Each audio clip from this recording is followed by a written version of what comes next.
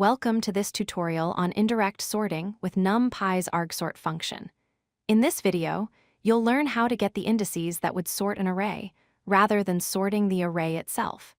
This is an incredibly useful technique for many data manipulation tasks. So what exactly is indirect sorting?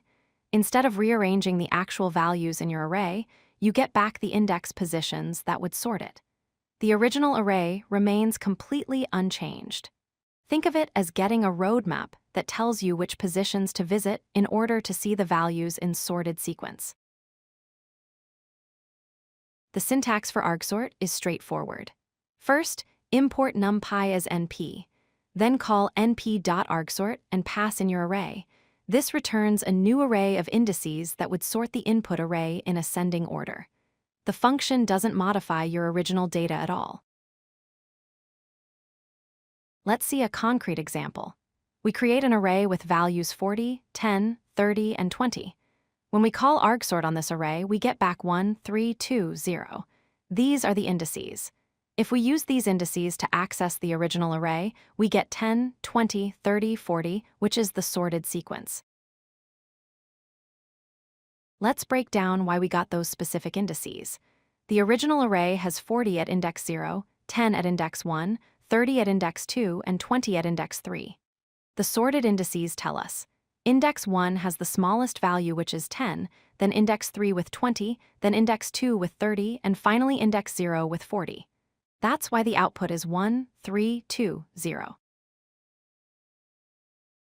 For multi-dimensional arrays, you can control which axis to sort along. Create a two-dimensional array, then use the axis parameter. Setting axis equals 0 sorts along the rows, comparing values vertically. Setting axis equals 1 sorts along the columns, comparing values horizontally.